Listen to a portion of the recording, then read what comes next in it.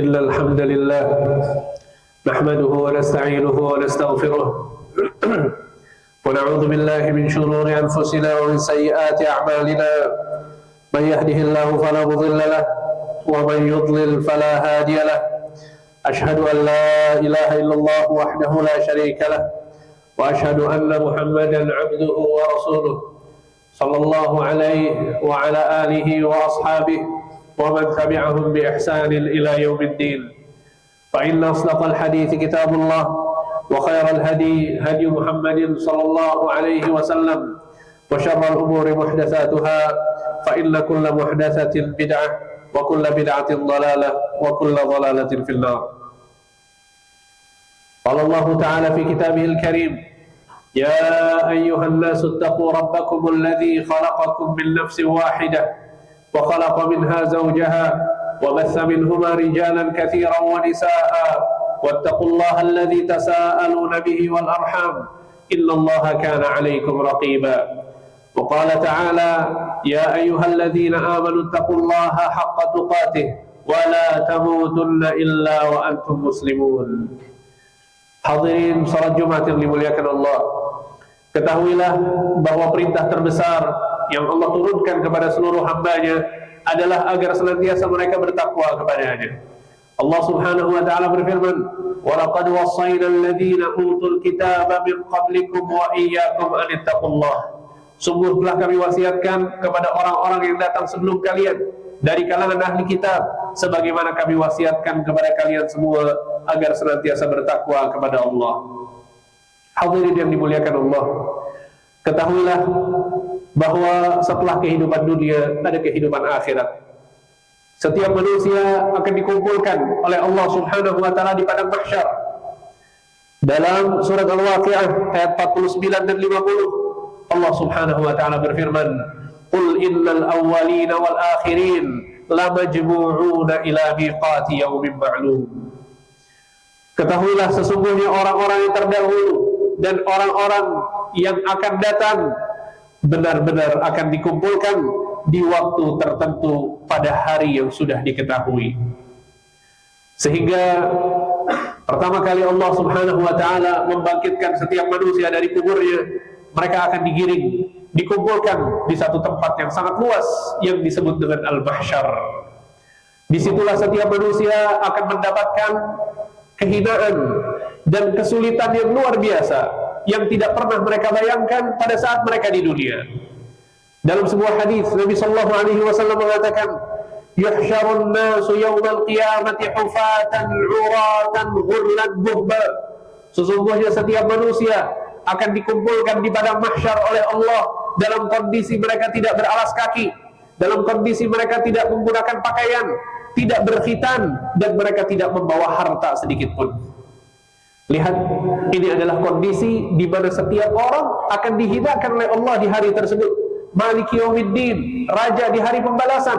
Tidak ada raja di hari tersebut. Tidak ada orang yang mengaku bahwa dia memiliki harta yang banyak, memiliki kekuasaan. Setiap orang dibangkitkan dalam kondisi tidak beralas kaki, tidak menggunakan pakaian, tidak berkhitan, dan juga tidak membawa harta sedikit pun. Dan juga kondisi mereka sangatlah sulit, sehingga Allah Subhanahu wa taala mendekatkan matahari di atas kepala mereka hanya dengan jarak 1 mil saja. Dalam sebuah hadis Nabi sallallahu alaihi wasallam mengatakan: "Tudna syamsu yaumal qiyamati minal khalqi hatta takunu minhum kamiqdari mil." Sesungguhnya pada hari kiamat nanti akan didekatkan matahari di atas kepala manusia dengan jarak sejauh 1 mil saja. Lihat bagaimana kondisi yang sangat sulit, yang sangat berat. Manusia semuanya kepanasan karena matahari sangat dekat dari jarak mereka. Mungkin di antara kita ada yang bertanya, bagaimana mungkin seseorang masih hidup dalam kondisi matahari sedekat itu? Maka para ulama menjelaskan bahwa kondisi tubuh manusia di hari kiamat kelak dibuat lebih kuat oleh Allah Subhanahu wa taala sehingga mereka tersiksa, merasakan panas akan tapi mereka tidak mati. Sehingga ini adalah kondisi di padang mahsyar nanti. Kondisi yang hina, kondisi yang sulit, kondisi yang sangat berat. Sampai-sampai Nabi sallallahu alaihi wasallam mengatakan, "Fayaqulun nasu ala qadri a'malihim fil 'araq." wa minhum man yakunu ila ka'bayhi, wa minhum man yakunu ila rukbatayhi, wa minhum yakunu ila haqwayhi, wa minhum man yuljimuhu al-'araqu iljama. Kata Nabi sallallahu alaihi wasallam, saking panasnya mereka berkeringat, dan sebagian dari mereka keringatnya itu sampai menutup kedua mata kakinya, sebagian dari mereka keringatnya sampai menutup kedua lututnya, sebagian dari mereka keringatnya sampai menutup pinggangnya, dan sebagian dari mereka keringatnya sampai merendam orang tersebut sehingga dia tenggelam di keringatnya sendiri, karena saking beratnya, sulitnya di hari tersebut. Akan tetapi kabar gembiranya adalah ternyata ada beberapa orang, beberapa golongan dengan sifat-sifat tertentu yang akan diberikan naungan oleh Allah Subhanahu wa Ta'ala di hari tersebut, sehingga mereka tidak kepanasan, mereka tidak kesulitan sebagaimana yang terjadi pada kebanyakan orang pada saat itu. Dalam sebuah hadis Nabi sallallahu alaihi wasallam mengatakan, sab'atun yudhilluhumullahu fi dhillihi yawma la dhilla illa dhilluh. Ada 7 golongan yang akan dinaungi oleh Allah dengan naungan arsy-Nya pada hari tidak ada naungan kecuali naungan dari Allah. Perhatikan, mereka adalah orang-orang yang akan dilindungi oleh Allah di hari kiamat nanti. Di padang mahsyar, saat kebanyakan orang kondisinya sulit, berat, kepanasan, berkeringat, bahkan mengeluarkan keringat yang sangat banyak, akan tapi 7 golongan ini, mereka adalah orang-orang yang nyaman, aman, dan tidak mendapatkan kesulitan karena mendapatkan naungan dari Allah. Siapa saja mereka? Nabi sallallahu alaihi wasallam menyebutkan, yang pertama adalah al-imamul adil, yaitu seorang pemimpin yang adil. Dia berlaku adil pada saat dia memimpin. Para ulama menyebutkan kepemimpinan di dalam hadis ini maksudnya adalah kepemimpinan secara umum, baik dia seorang yang memimpin suatu negara atau satu daerah atau satu kota, atau bahkan memimpin tim yang kecil di komunitas tertentu. Kalau dia berlaku adil pada orang-orang yang ada di bawahnya, maka Allah akan memberikan naungan kepadanya di hari tidak ada naungan kecuali naungan dari Allah Subhanahu wa Ta'ala. Berlaku adil berarti jujur, berlaku adil berarti amanah, berlaku adil berarti tidak menzalimi orang lain, berlaku adil berarti menegakkan tauhid di tengah masyarakat, berlaku adil berarti tidak melegalkan kesyirikan atau peribadatan kepada selain Allah Subhanahu wa Ta'ala. Sehingga ini adalah golongan yang pertama yang akan mendapatkan naungan di hari kiamat kelak, yaitu pemimpin yang adil. Kemudian yang kedua, kata Nabi sallallahu alaihi wasallam, wa syabun nasha'a fi ibadatillah, seorang pemuda yang tumbuh kembang dalam kondisi beribadah kepada Allah. Dan ini tidak banyak terjadi di kalangan masyarakat, karena seringkali yang paling semangat untuk melakukan dosa dan maksiat adalah anak-anak muda. Yang paling semangat untuk melakukan pelanggaran-pelanggaran syariat adalah mereka yang memiliki kondisi fisik yang sehat, prima pada saat umur mereka masih muda, sehingga seringkali mereka terjerumus dalam dosa dan maksiat. Akan tetapi, jika ada seorang pemuda yang dia berjuang melawan hawa nafsunya, menggunakan sehatnya, menggunakan tubuhnya yang bugar, yang sehat untuk beribadah kepada Allah Subhanahu wa Ta'ala, maka Allah berikan apresiasi khusus kepada pemuda yang semacam ini. Dan para ulama menyebutkan maksud dari pemuda di sini adalah seseorang yang memiliki umur antara umur baligh, sekitar 15 tahun sampai umur 40 tahun. Maka mereka dikatakan sebagai pemuda yang akan diberikan naungan oleh Allah Subhanahu wa Ta'ala kalau mereka bisa menjaga dirinya untuk tidak memiliki kebiasaan dosa dan maksiat. Kemudian yang ketiga, kata Nabi sallallahu alaihi wasallam, wa rajulun qalbuhu mu'allaqun fil masajid, dan seseorang yang hatinya terikat dengan masjid sehingga dia sangat senang untuk beribadah di masjid, menunggu kapan waktu azan itu berkumandang agar dia bisa kembali ke masjid dan melaksanakan sholat di sana. Sehingga ini adalah apresiasi dari Allah, keutamaan yang besar yang Allah berikan kepada orang yang memiliki sifat ini, yaitu diberikan naungan di hari kiamat kelak. Akan tapi para ulama menyebutkan, bukan berarti seseorang menghabiskan waktunya, hari-harinya hanya di masjid. Akan tapi dia tetap berusaha untuk bekerja, mencari nafkah, jika dia adalah seorang suami yang memiliki kewajiban untuk mencari nafkah, sehingga dia beraktivitas sebagaimana diwajibkan oleh Allah Subhanahu wa Ta'ala, memiliki tanggung jawab yang lain. akan tapi hatinya terikat dengan masjid, sehingga dia sangat senang, sangat suka untuk datang ke masjid, sholat berjamaah, dan melaksanakan amalan-amalan soleh. Kemudian yang keempat adalah kata Nabi sallallahu alaihi wasallam, "Warajulani tahabba fillah ijtama'a alaihi wa tafarraqa alaihi." Dua orang yang saling mencintai karena Allah, mereka berkumpul karena Allah dan mereka berpisah karena Allah. Dan betapa ini adalah amalan yang sangat agung, amalan yang sangat mulia pada saat kita mencintai orang lain bukan karena hartanya, kita mencintai orang lain bukan karena jabatannya, kita mencintai orang lain bukan karena urusan dunia, akan tapi kita mencintainya karena orang ini adalah orang yang bertakwa. Sehingga kalau kita lihat relasi yang kita miliki, pertemanan, persahabatan yang kita miliki, coba kita evaluasi. Kenapa kita berteman dengan si fulan? Kenapa kita bersahabat dengan si fulan? Kebanyakan yang terjadi adalah karena kita kerja bareng di satu kantor, maka kita berteman. Atau sebagian orang memiliki hobi yang sama. Karena memiliki hobi yang sama dengan si fulan, akhirnya berteman. Maka yang dimaksud di dalam hadis ini, yang akan mendapatkan naungan di hari kiamat kelak adalah pada saat seseorang bersahabat, berteman, relasi yang dibangun itu di atas keimanan, di atas ketakwaan, bersahabat dengan si fulan karena suka hadir kajian yang sama, bersahabat dengan si fulan karena sholat berjamaah di masjid yang sama, sehingga keimanan dan ketakwaan yang menyatukan mereka. Ini adalah sifat orang yang akan mendapatkan naungan di hari kiamat kelak. Kemudian yang keenam atau yang kelima adalah warajulun talabathu imra'atun dzatu mansibin wa jamalin faqala inni akhafullah. Yang kelima adalah seseorang yang diajak berzina oleh seorang wanita.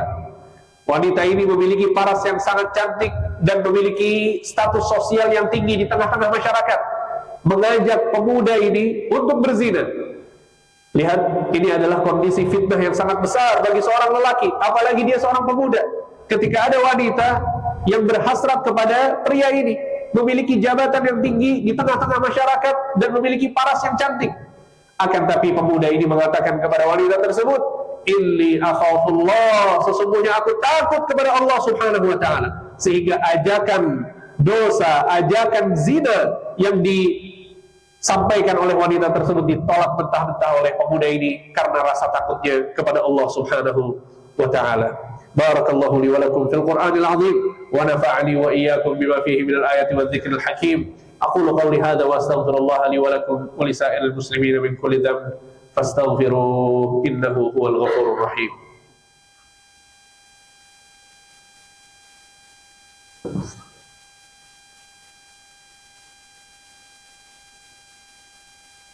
Alhamdulillah wassalatu wassalamu ala Rasulillah wa ala alihi wa ashabihi wa mawalah wa la haula wa la quwwata illa billah, amma ba'd. Hadirin salat Jumat yang dimuliakan Allah. Pada khutbah yang pertama tadi, khatib telah menyebutkan tentang 5 golongan yang akan dinaungi oleh Allah subhanahu wa ta'ala di hari kiamat kelak. Sehingga di khutbah yang kedua ini, khatib akan melanjutkan 2 golongan terakhir yang disebutkan oleh Nabi SAW dengan pujian dan keistimewaan yang tidak didapatkan oleh orang-orang yang lain. Sehingga sifat yang keenam atau golongan yang keenam adalah Nabi SAW mengatakan, warajulun tasaddaqa bisadaqatin fa'akhfaha hatta la ta'lamu shimaluhu ma tunfiqu yaminuh, yaitu seseorang yang bersedekah dengan suatu sedekah, suatu pemberian, kemudian dia menyembunyikan sedekah tersebut sehingga tangan kirinya tidak mengetahui apa yang disedekahkan oleh tangan kanannya. Lihat, ini adalah puncak dalam keikhlasan seseorang. Pada saat dia mengeluarkan harta pribadinya yang dia miliki untuk orang lain, akan tapi dia berjuang untuk tidak diketahui oleh siapapun. Karena seringkali seseorang pada saat mengeluarkan sebuah kebaikan, memberikan sebuah pertolongan, mengeluarkan uang pribadi yang dia miliki, dia berharap terima kasih dari manusia, dia berharap pujian dari manusia, dia ingin dapat validasi dari orang-orang yang di sekitarnya bahwa dia adalah orang yang dermawan, orang yang bertakwa, orang yang baik.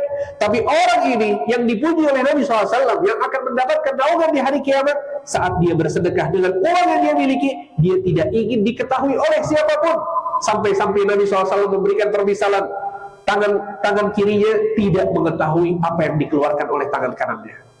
La ilaha illallah, betapa sedikitnya orang-orang yang bisa melakukan amalan soleh yang satu ini. Di hari di mana media sosial yang digunakan oleh semua masyarakat digunakan untuk mengumbar amal soleh yang dilakukan.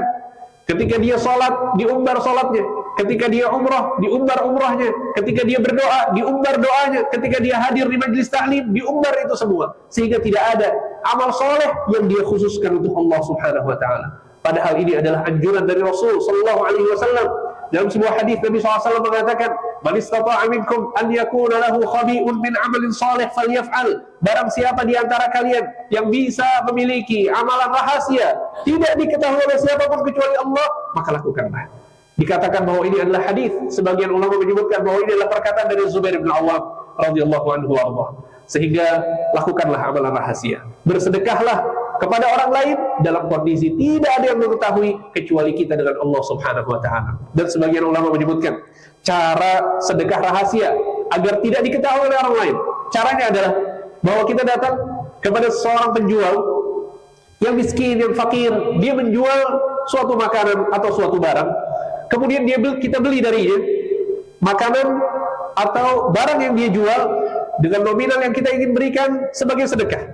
Kemudian kita ambil barangnya dan kita tidak konsumsi, akan tapi kita berikan makanan tersebut yang kita beli dari orang fakir tadi kepada orang lain. Sehingga kata para ulama, dengan cara ini dia telah bersedekah dengan rahasia kepada sang pembeli. Tidak ada yang tahu. Bahkan orang fakir yang kita bertransaksi dengannya, dia mengira bahwa kita sedang berjual beli.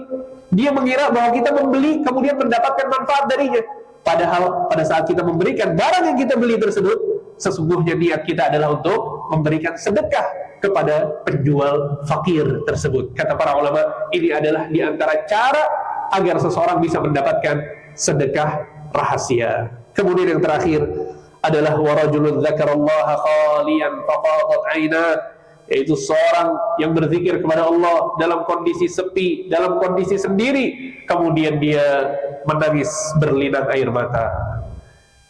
Zikir yang dia sampaikan kepada Allah, doa yang dia panjatkan kepada Allah, ibadah yang dia lakukan kepada Allah Subhanahu Wa Taala murni hanya untuk Allah, bukan untuk manusia.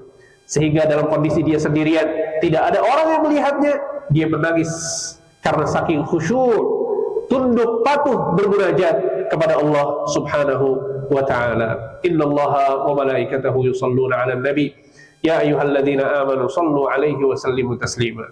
Allahumma salli 'ala Muhammad wa 'ala ali Muhammad kama shallaita 'ala Ibrahim wa 'ala ali Ibrahim innaka Hamidum Majid. Allahumma barik 'ala Muhammad wa 'ala ali Muhammad kama barakta 'ala Ibrahim wa 'ala ali Ibrahim innaka Hamidum Majid. Allahumma ighfir lil muslimina wal muslimat wal mu'minina wal mu'minat الأحياء منهم والأموات إنك سميع قريب مجيب الدعوات. ربنا اغفر لنا ولإخواننا الذين سبقونا بالإيمان ولا تجعل في قلوبنا غلا للذين آمنوا ربنا إنك رؤوف رحيم. ربنا لا تزغ قلوبنا بعد إذ هديتنا وهب لنا من لدنك رحمة إنك أنت الوهاب. ربنا آتنا في الدنيا حسنة وفي الآخرة حسنة وقنا عذاب النار وأقم الصلاة